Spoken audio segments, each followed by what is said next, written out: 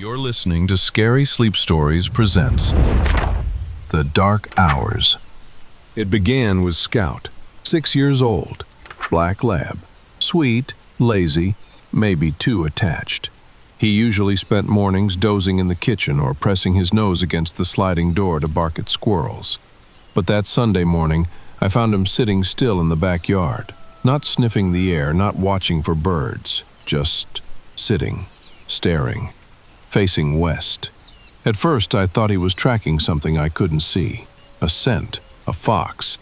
But he didn't move, didn't flinch when I banged the door. I stepped outside and called to him. Nothing. His tail didn't even twitch. It wasn't until I stepped in front of him, gently touched his collar and turned him around that he blinked, once, and seemed to snap out of it. He followed me back in, like it had never happened. Weird. But dogs are weird sometimes, right? The next morning it happened again. Scout was already in the yard when I woke up, sitting, same spot, facing the same direction, west. This time I didn't call him. I just watched. There was a faint breeze in the air, cold and dry, blowing directly from the west, and everything was quiet. The kind of quiet that makes you feel like the world is waiting for something to happen. I looked across the street. Buddy, Mrs. Jensen's retriever, was doing the same thing. 2 dogs, 2 different yards, same direction, same stillness. I texted a neighbor I barely talked to. "Your dog doing anything weird lately?" They replied instantly.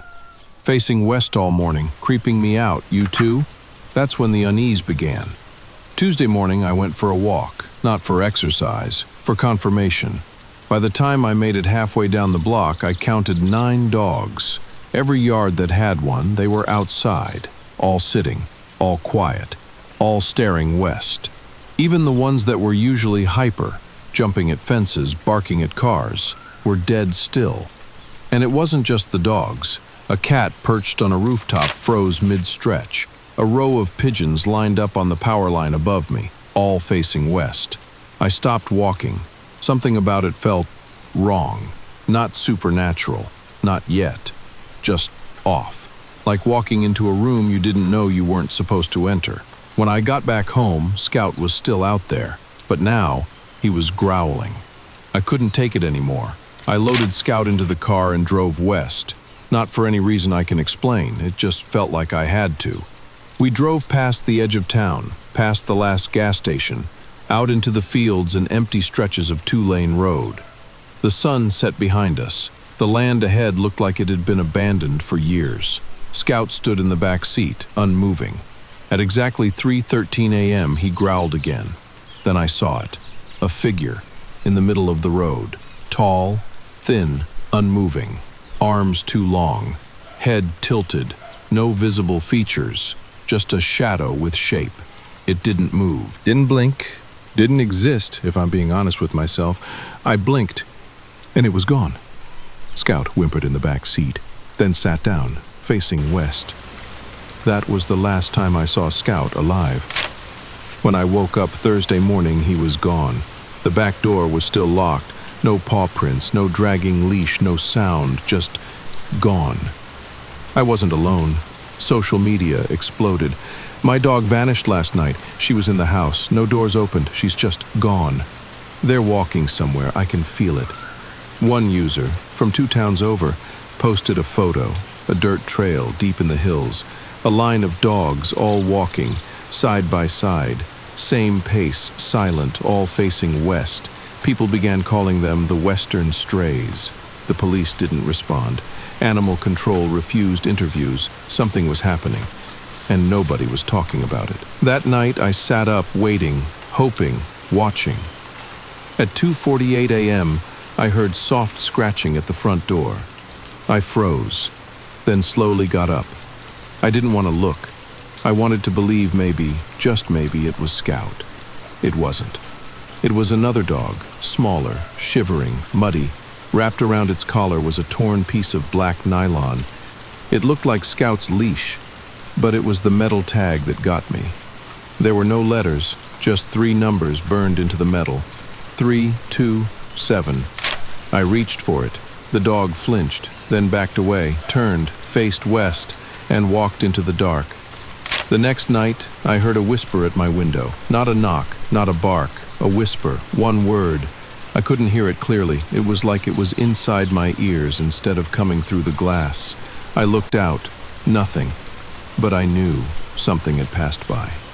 I wasn't supposed to see it, but I think it saw me. I haven't heard Scout bark in days, but sometimes I wake up thinking I did, and sometimes I wake up to find my front door unlocked. The news is finally talking about it. They're calling it the animal compass anomaly, blaming electromagnetic shifts, solar flares, atmospheric pressure. But that's not it. You know what it feels like? It feels like the animals know something. They feel something coming, and they're watching, waiting, positioning themselves. I drove west one last time. I didn't take a dog with me, just myself, a flashlight, a phone. I stopped at the same stretch of road where I'd seen the figure. The wind picked up, and in the far distance, barely a flicker, I saw a shape again. But this time it wasn't standing. It was walking, slowly, toward me. I turned and ran. Now, dogs are returning, but they're not the same. They don't wag their tails, don't respond to their names. They don't blink. They just sit, in corners, on beds, under trees, always facing west. Sometimes I swear they're listening to something I can't hear. Sometimes I think they're waiting for a signal or a command. Whatever they saw out there, whatever they followed, it's coming. And I think when it arrives, it won't be quiet anymore. So if your dog starts facing west, don't stop them. Don't follow. And never, ever call them back. Because once they go, they're never truly yours again. Sleep tight now, if you can.